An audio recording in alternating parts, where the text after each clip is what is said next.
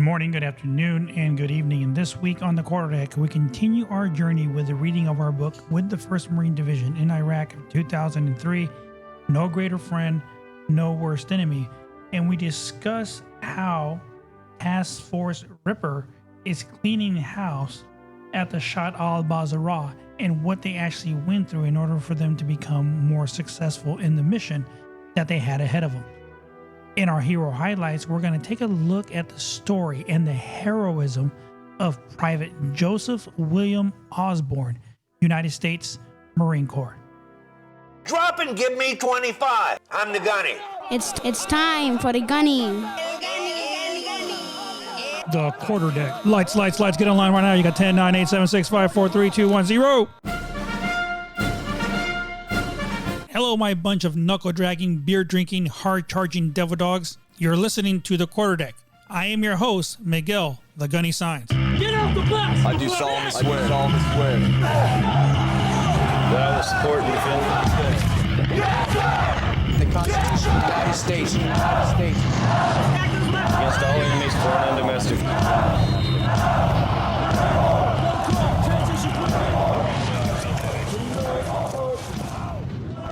The Quarterdeck. With the start of the new year and, having so much time now that I'm not working and dealing with everything with the house, all I've been doing is kind of sitting around and going through all the social media sites and everything that we have now today. And I was just kind of thinking about it. I'm like, man, when we were growing up, especially for me, my time frame in the 90s when I was still in high school, none of this was even there. Nothing existed. Man, I can remember that I want to say it was my junior year of high school when I was going down there to North Hardin High School. In our homeroom class, we had just started to receive computers that were being put into the schools to allow students to be able to learn a little bit more in how to actually use computers and all that stuff. And man, to me, it seemed like such a new thing that I think the only thing that I took out of that whole entire class and when I was there in homeroom, and then eventually took a keyboarding class to try to learn how to use Windows and stuff like that. But the one thing that actually stuck out to me was how to use Control-Alt-Delete to reset the whole computer. That was like the only thing that I actually retained in my brain housing group to understand how to use that stuff. And today, man, every kid in school now has a computer that is assigned to them when they go to school. And everything is done virtually over the computer as far as all the assignments go. They go to websites, they go to links, and they do all of their assignments and all those things on these digital devices or platforms and all those things. And all that kind of revolves around the social media, the Facebooks, the Twitter, the Instagrams, all of those. And as a business person or somebody that does some kind of business for other people, like photography and videography, which is some of the things that I do, you have to have a strong, high presence in the actual social media network out there just to be able to get more audience and more attention to your websites or whatever it may be that you have that is out there. And that's one of the main things that I kind of learned when I finished now my degree, my master's degree from the Academy of Art University, is that, how important that is, even, for old dinosaurs and stuff like me that really have no idea how to do all that stuff. But you have to make yourself learn. You have to adapt. You have to learn how to use all these things because that is what the people are looking at nowadays, especially the younger crowd. They're the ones that are looking at all that stuff and making sure that you grab their attention to make sure that they are going to see whatever your product is that you're using and you are actually putting out there for them to actually purchase your products or whatever the heck that you're doing. So that's a bigger thing. So now getting back to the freaking high school time frame, man, we had none of that stuff. I remember that if you had a person that had a freaking cell phone, not even a cell phone really back then, it was more of a car phone. They had a car phone, man, you thought they were like the bomb. They were like big old drug dealers or something because they had a phone in their vehicle and they were actually able to use that phone while they were driving. So that was the big thing back then. That and those individuals that had beepers and pagers, man, right? Only drug dealers had pagers, right? Back then, that was our mentality and everything that we had. But looking at society now, everybody has a cell phone. And if you don't have a cell phone, it feels like you're naked and that you're missing something in your life. I don't know. I guess if somebody gives me the challenge and they tell you, hey, we're going to give you a couple $1,000 for you to be able to live 6 months without a cell phone. Think about that for a second. How many of us could actually do that, live for 6 months without having a cell phone? Now, I think about that, and for me, I don't think it would be that difficult or that hard because all those times that we spent deployed down there to Iraq and Afghanistan, we had no phone, no cell phone or anything like that to be able to actually stay on track with the social media things or the things that were going on. So I think that would be a lot easier for a service member, a veteran, to be able to deal with because they dealt with that before. So that's something that I think would be a lot easier and stuff for us to do. But with the social media, I was going through my Facebook page and I was going through all the videos and pictures and everything that I have uploaded there since I originally got a Facebook account. And I looked at that, and when I created my Facebook account was in 2008. That was when I came back from my deployment to Iraq. I had just come back, and that was back then when MySpace was the big thing.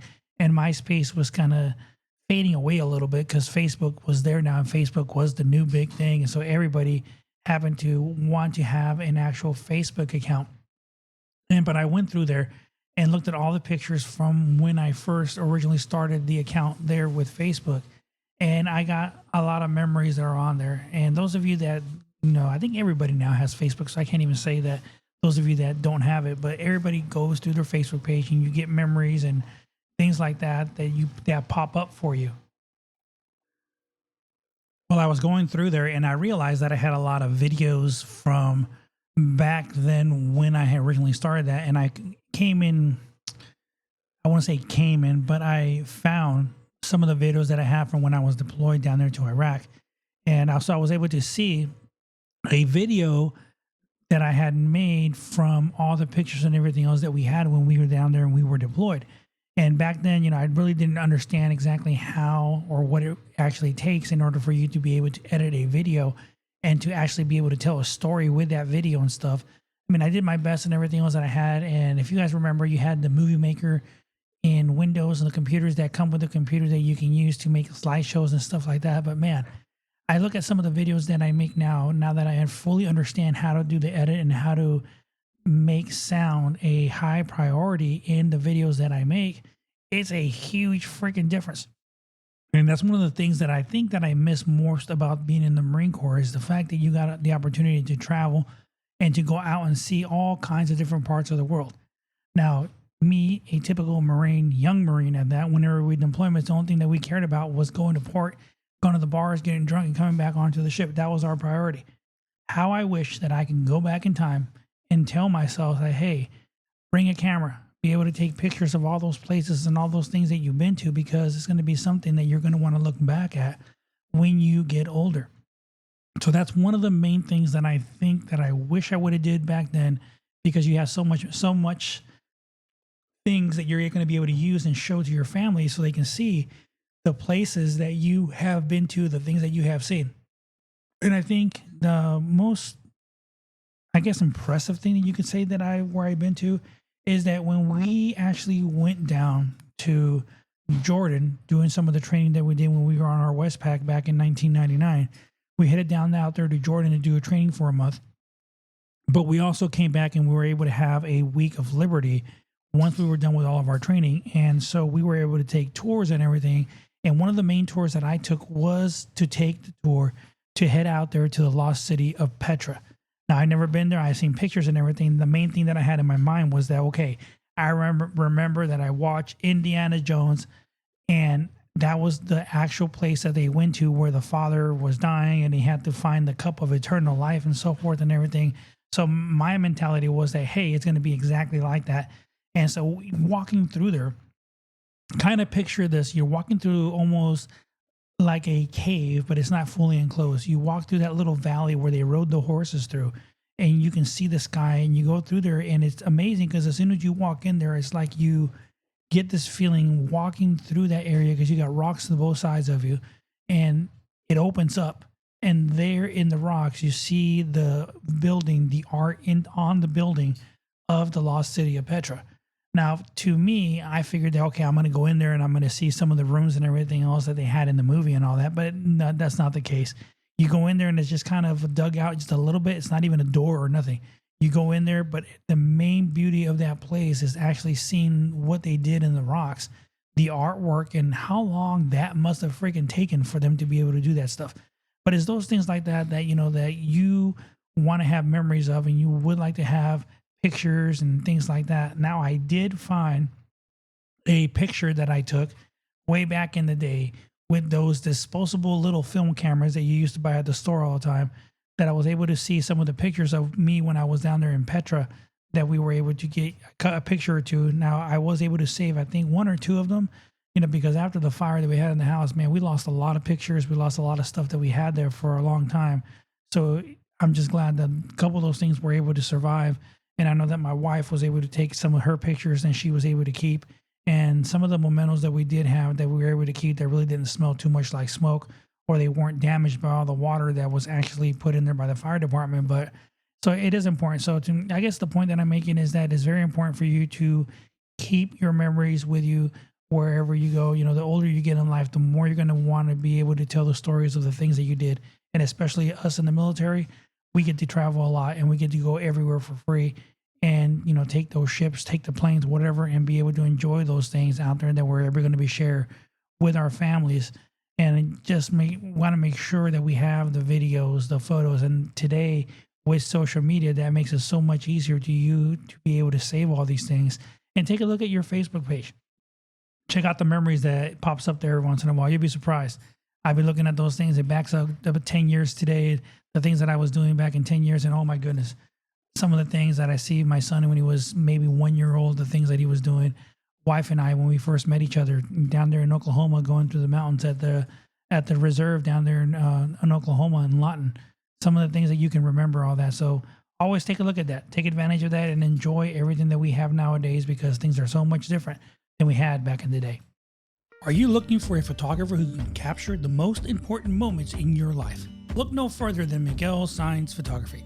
Miguel Saenz is an award-winning photographer with a passion for capturing the beauty and emotions of weddings, family portraits, and special events. With years of experience and a creative eye, Miguel Saenz will create stunning images that you'll treasure for years to come. Whether you're looking for a traditional wedding album, a unique family portrait, or a professional headshot for your business, Miguel Saenz Photography has the expertise to bring your vision to life. From the initial consultation to the final product, Miguel Saenz will work with you every step of the way to ensure that your images reflect your unique style and personality. Don't settle for mediocre photographs that simply document an event. Trust Miguel Saenz Photography to create timeless images that capture the essence of your special moments. Book your session today and experience the magic of Miguel Saenz Photography. Visit Miguel Saenz Photography online at miguelsaenzphotography.com to see examples of his work and schedule your appointment today. What we're gonna do right here is go back, way back into time. The 1st Marine Division is making their way through Iraq, and it's just amazing how fast everything went. And, you know, everybody knows that's been following me along since we started this journey and reading about the book here. You guys know that I was there during the same time that this book took place. So it's very, very unique and very close to me to be able to actually read everything that happened around the same time that I was there.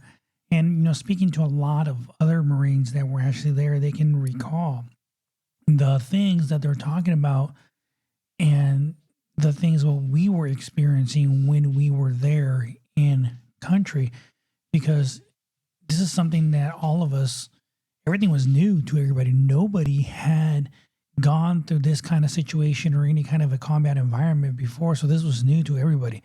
So this was an experience that all of us were experiencing together for the very first time, because, you know, like we talked about before, there was only a handful of individuals that were actually still there on active duty that participated in the initial war when they went to liberate Kuwait from Iraq, when they had gone into there and actually tried to take over that country. So Desert Storm was the last time that there was any kind of big conflict like that, and not too many Marines were still around from that time frame. So again, this was all very new for us, but now that the division was going through Iraq, now, you know, things were going fast. And so let's take a look at, you know, Ripper. Task Force Ripper and everything that they did as they were going through there, and especially through Shah al Shah that they were going through right now. Although the division's objectives were secured, the Iraqis that had fled into the al-Basra urban area still had fight left in them. Repeatedly, they attempted to sortie across the Shah al-Basra bridges and counterattack the Marines. Through the morning of 22 March, RCT-7 continued to block the bridges over the Shah al-Basra, meeting sporadic resistance and periodic poorly organized counterattacks by uniformed and non-uniformed enemy forces. 1st Tank Battalion and 3-4 were continuing to use indirect and direct fire against targets on both sides of the waterway. Battle damage reports from the morning included at least 2 artillery pieces and 1 BMP destroyed. Although many of the Iraqis conscripts had fled the previous day, it was clear that many of the remaining enemy hardliners were willing to fight to the death. Technical vehicles, T-55s, and paramilitary fighters in civilian clothes continued to attack Tiger's lead elements, its headquarters and support areas. With the fight continuing and its units spread across its zone, Tiger had not yet consolidated since crossing the line of departure. The combat trains, command groups, and tow platoons had co-located at a crossroads near Az-Zabrir. Shortly after staging at this location, the Marines in the vicinity of the command group heard the zip of an anti-tank missile, and an M88 tank retriever was locked by a blast. 3 Marines had been wounded: Master Gunnery Sergeant Guadalupe Donegan, Sergeant Eric Percy, and Lance Corporal Philip Rugg. Captain Ruben Martinez, the 1st Tank Battalion S4, recalls, "As I completed shaving, I saw an RPG smoke trail out of the corner of my eye, originating from about 175 meters to the south of the M88. As I turned to look at the M88, I saw Sergeant Percy standing in the vehicle commander's cupola. The explosion rocked the M88, causing a fireball to come out of the vehicle and smoke to begin billowing from the vehicle. Corporal Rugg, a crew member, began to exit the M88 standing just outside the hatch and turned around to Sergeant Percy to ask what happened. Sergeant Percy shouted that he couldn't see. I could see Corporal Rugg's lower leg badly injured and many bleeding lacerations. Corporal Rugg then jumped down from the vehicle, obviously not realizing the extent of his wounds. He leaned on his feet and immediately fell over yelling, 'Oh, my legs.' I could hear sporadic small arms fire being fired at the position and being returned by the Marines. After washing Sergeant Percy's eyes out with water, I called in the contact report and the number of Marines injured. On the radio, I observed Sergeant Jones pulling Master Gunnery Sergeant Dunion's limpy body out of the burning M88, assisted by Corporal Rodriguez. We will later learn that the Chief Lugo was inside the M88 passing the Master Gunnery Sergeant out of the vehicle. All 3 injured Marines were consolidated near a BAS vehicle and prepared for evacuation. Sergeant Jones returned and entered the burning M88 to remove AT-4 missiles that might have gone off due to the heat. Marines from the Bravo Command and combat train secured a field on the west side of the AA for use of a landing zone. Forward at the center of Al-Basra Bridge, Lima Company 3-4, attached to 1st Tank Battalion, assessed enemy casualties had reached 100 fighters killed, but it had encountered only feeble mounted counterattacks. This was about to change. Just as the command group situation began to stabilize, Lima reported observing numerous BMPs and T-55s on the far side of the bridge, apparently preparing to attack. Delta Company 1st Tanks under Captain Greg Poland relieved Lima Company at the bridge. A 4-man British team who had intended to cross onto the Al-Basra now realized the bridge was too hot. Instead, they co-located with the Delta Company commander, providing intelligence from sources within the city.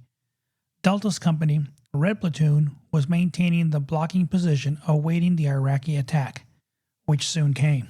An apparent suicide charge by a technical with a mounted machine gun and 2 beat-up sport utility vehicles was engaged and destroyed approximately 500 meters from the platoon's position.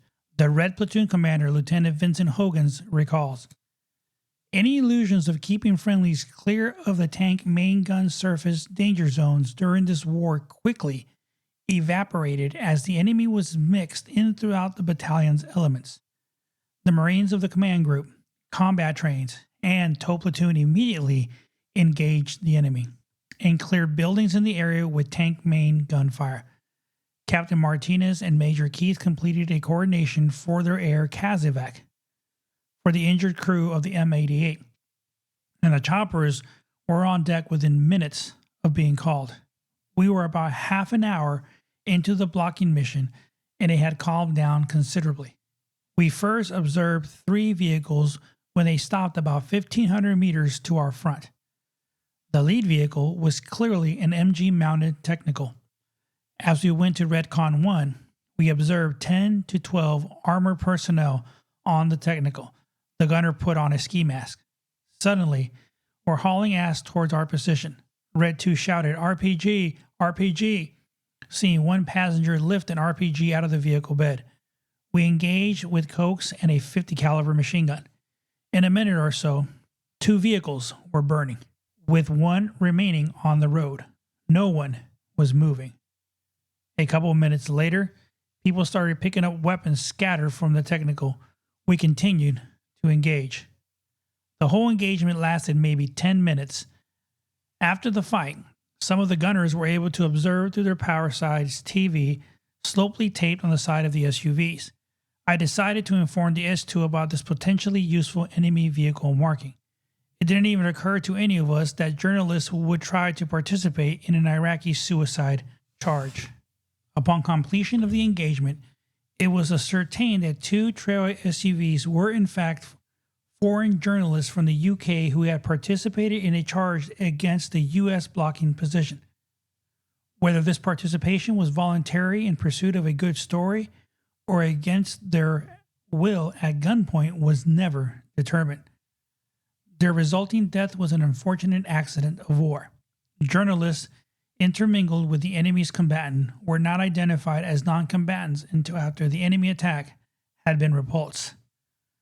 Subsequent investigations confirmed that the actions of Delta Company were consistent with the established rules of engagement. This was scant solace to the families of the journalists or to the Marines who deeply regretted any non-combatant casualties. The unfortunate action involving the journalists was one of the many disorganized attempts by the enemy to cross the bridges. Those that tried were quickly and ruthlessly reduced. Gunnery Sergeant Stephen Heath, Delta Company 1st Tanks Battalion, describes another action. "I saw 2 technical vehicles come across the bridge with a T-55 on the near side of the bridge. About 2,700 meters away, the vehicles had formed a wedge with the tank at its lead. 2 technicals flanking. We saw them at an angle. The tank had guys riding all over it, World War II style. Our first shot, a sabot, went through the chest of the tank rider and destroyed the technical on the far side. The tank stopped and everyone jumped off. I fired the second shot through a berm. In front of the tank, a hole shot. Then a guy in black jumped into the driver's hole and started it. There was just enough time to see the white puff as the engine started and the tank began to move.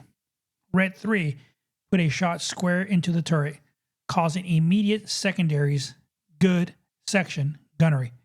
It was almost like the Iraqis tried to adapt Soviet tactics to technicals like a combat recon patrol. It wasn't working out too well for them. Tiger used air to continue to hammer forces on the other side of the bridges. Captain Anthony Morlat, Delta Company's FAC, recalls the response of one Cobra pilot when asked for BDAs as too much to get an accurate count on. According to the British teams working with Tiger, receiving battle damage via a cell phone, 8 to 10 tanks, 20 to 30 trucks, SUVs, and 3 APCs were destroyed in these airstrikes. Also, the morning of 22 March, 1st Tanks captured a group of Iraqi soldiers dressed in civilians' clothes, one of whom was alleged to be the commanding general of the 51st Mechanized Division. This was the first of many times the commander of the 51st was reportedly captured. as the confusing Iraqi rank structure and multiple regime agencies on the battlefield resulted in a large number of captured Iraqi general officers. Among this group's possessions were weapons and uniforms in bags, identifying them as Republican guardsmen, and a white powder substance in a sealed bag with instructions in Arabic for the employment of anthrax. A sensitive site exploitation team was brought in to test the contents. Although tests revealed the powder was not anthrax, RCT-7 remained vigilant and prepared to encounter any weapons of mass destruction. As 1st Tanks Battalion began its displacement to the north, mortar rounds began to fall onto their position. Lieutenant Popelski and his tow platoon, while covering the command's group move, were attacked by an RPG team. The vehicles closest to the attacker, a Humvee, a tow variant vehicle, responded with the only weapon system available, a tow missile. The missile was erratic, but successfully scared the attackers off. The tow platoon quickly attacked south and destroyed several additional weapon caches. Upon relief by the UK 7th Armored Brigade, Tiger moved to its assembly area in preparation for the march west. Upon arrival to the AA, all battalion elements refueled. Upon arrival in the AA, all battalion elements refueled and began catching what sleep they could. The battle to isolate al-Barshal was largely concluded by midway on 22 March. At BIA, the focus for 3-4 shifted to logistical operations and the RIP, which was planned to take immediately after the Marines secured the area. The first Fusiliers of the 7th Armored Brigade, 1st UK Division, wasted no time in settling into positions and making the transition. Elements of 3-4 consolidated in the vicinity of RCT-7's main CP and conducted resupply operations throughout the night in the preparation for movement. By this time, fatigue began to play a dominating role, as exhaustion from the over 2 days of continuous combat operations made the relatively simple task of road marches, link-ups, and refueling operations very difficult. It took Kilo Company, for example, many additional and frustrating hours in a black night to navigate through the British defenses in BIA and find the battalion's resupply point. The Marines were very ready to settle into the assembly area to rest and refit. Many enemy vehicles were destroyed and personnel were captured during the first operation. In the largest capture of the day, First Lieutenant John Dyer accepted the surrender of 64 EPWs at a location near the main CP where suspected rocket fire had come from. The party was surprised when one of the vehicles that was found at the location was an armored personnel carrier with a red crescent symbol painted on it, the Iraqis' equivalent to the Red Cross, but with an 82mm mortar mounted and ready to fire in the back. As anticipated, Marines would encounter this tactic repeatedly in the coming weeks. Schools, mosques, and hospitals were some of the protected statuses sites used to store vast quantities of ammunition and weapons. In the garrisons of the Iraqi RA, Marines found functional enemy equipment simply abandoned. RCT-7 had embedded a British Army Major Liaison Officer, Major Andy Flay, into its staff in late February to facilitate coordination with the 7th Armored Brigade and the 1st UK Division, also known as Desert Rats. The RIP began to close first light as the 7th Brigade staff co-located its CP with RIP Remain to ensure coordination. As with the 7th RHA and the 3rd RHA was already in their firing positions, and seamlessly picking up the fight were 11th Marines left it. Additionally, British signals intelligence units were already in place, having gained an appreciation of the signals environment by crossing the line of departure with Marines radio department elements. The RIP of units in the RCT-7 zone took place from the south to the north and then west to east. The Black Watch Regiment assumed 3/7's position at the Shubaya Barracks and 1/7's positions in Az-Zabrir. The Royal Fusiliers Regiment relieved 3-4 at BIA. The RIP took most of the day to complete, with RCT-7 units one by one pushing west and set up a new AA. By 1948 Zulu hour, the Brits and the TF Ripper completed the relief in place, and RCT-7 was on the move. CSSC 117 established RRPs for each of the battalions as they withdrew towards Highway 8. Once replenished, RCT-7 consolidated a Technical Assembly Area 7 or TAA-7 and prepared to follow the rest of the division movement west along Highway 8 towards Anazaria. What a fight. And let me tell you guys, when they're talking about that the Marines were ready to settle in and take a nap and catch up on sleep, man, they ain't lying.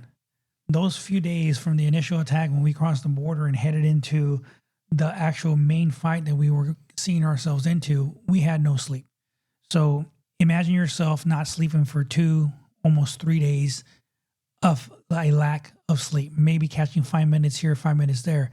And I got to say, it's basically because I can remember that, people telling me, hey, go get some sleep, get some rest, we got to watch, but it's difficult. It's not as easy as you may think for you to actually want to just leave and go to sleep because, to me, it was a big issue because I wanted to ensure that everything was taken care of and the Marines were being able to do whatever they needed to do. So to me, it was more important for me to allow them to catch up on sleep than me, which later on, once we headed in the outskirts of Baghdad, that was able to change because we were in a secure location that we were able to provide our own security because there was no enemy around us. And this allowed us to be able to actually catch up on all of our sleep and for us to be able to, go ahead and make sure that we were going to be very well taken care of because we had all that security around us. And even just getting maybe 15, 20 minutes of sleep during that time, man, it made a huge difference. I guess you could say that we all took power naps in order to allow us to continue to progress and be able to handle ourselves and do the things that we needed to do. Because whenever you are not getting enough sleep or you've been up for many hours, you start to not function as properly as you can. And that started to become a little bit of an issue for us because we were just constantly moving and shooting and moving and shooting. So we had to make sure that, we did get our sleep eventually. So during that time, that's when all of us were able to catch up after we refueled, we resupplied, and we were able to be there for a little bit, for a couple of hours, for all of us to be able to catch up on a little bit of sleep. And I got to tell you guys, that made a huge of a difference for us to ensure that we were ready to go for the next couple of days. I think that's what actually allowed, Task Force Ripper to be able to do what they did in their fight as they were going through. They're taking those pop shots and everything because that's all they did. They were taking the pop shots and they were trying to find different ways to be able to infiltrate the Marine units that were out there, which they were not able to because they were already prepared and waiting, ready for the Iraqi army to make an attempt to attack them. Hero highlight. Private Joseph William Osborne was posthumously awarded the Medal of Honor for sacrificing his life to save his comrades on Tannan in the Marinas 30 July 1944. Joseph Osborne was born in Herrin, Illinois, 24 October 1919. He attended grammar school in Buckner, Illinois, and subsequently became a trip rider in the mines of the old Ben Coal Corporation in West Frankfort, Illinois. He enlisted in the Marine Corps 30 October 1943. He died after hurling himself on a live hand grenade, thus saving the lives of 4 companions. For conspicuous gallantry and intrepidity, he was posthumously awarded the Medal of Honor. The destroyer Osborne was commissioned on 5 March 1946 at the Boston Naval Shipyard by Private Osborne's widow. The ship had been christened by Mrs. Osborne 22 December 1945 at the Bath Iron Works, Bath, Maine. Private Osborne was initially buried in Tannan Marinas Island, but later his remains were re-entered into the National Cemetery of the Pacific in Honolulu, Hawaii. The quarterdeck. Those of us that were there on the ground back in Iraq in 2003 with the division know and understand how fast-paced and how quickly the days flew by when you're there. And it's amazingly, because just like Task Force Ripper, in the portion of our book that we read today, they were making progress so fast, and the United Kingdom units were relieving the units from the 1st Marine Division so quickly that it just made it go by so fast, and the days were blurs. I know to me it was blurry. It was a blurry time because before you knew it, so many hours had gone by. You never really determined exactly how many days had gone by. And as you're going to see later on, you know, especially with the big giant dust storm and rain that we're going to have here in the next couple of days, it is amazingly how Marines work and how all these military units from all the coalition forces that were there with the 1st Marine Divisions work together so well. And it's just a great example on how those things worked and how the division continued to work great. So next week, we're going to continue reading on that and learn a little bit more of what the division has been up to and what they're going to be doing in order to make themselves very successful. In our hero highlights, we talked about Private Joseph William Osborne and what he did to earn himself that Congressional Medal of Honor. And just like many, many other Marines that we've already discussed and we talked about, so many of them threw themselves on top of a grenade in order to save those Marines that were around them without even thinking about it. And, you know, it still surprised me till today, the way that the Marines are, that they care more about the lives of those around them than of themselves. And he's just another example of that he did that as well. And that action, what he did that day, is what earned him the Congressional Medal of Honor. A quick update for everybody. Our numbers are growing more and more every single week. So continue to share the podcast with everybody else that's around there for you on Facebook, whatever. Remember to go to our Facebook page, The Quarterdeck with Gunny Signs on Facebook. Comments, questions, or even if you are interested in being a guest on the podcast, let us know and we'll go ahead and schedule a time for you to be on here and we can go ahead and discuss this whole entire time in Iraq or whatever you may have, or maybe your Marine Corps stories, some of the stories that you have. Those of you that have some unique stories of you being in the Marine Corps, the barracks life, whatever it may be, let me know so we can go ahead and talk about those on here. And hey, maybe it might bring back some memories for me and I can share some of the stories that we had in the barracks while I was down there still on board Camp Pendleton, California. So again, I want you guys to ensure that you have a great week. Enjoy today. Have an awesome time with your family this weekend because this month is almost over with. And for our family, the next month is going to be very, very busy because it's our birthday month, as we call it. And we'll get to that once we get into it next month. So until next week, this is Miguel, the Gunny Signs, sounding Liberty Call. Get off the bus! I do solemnly swear. That I will support and defend The Constitution of the United States. against all enemies, foreign and domestic.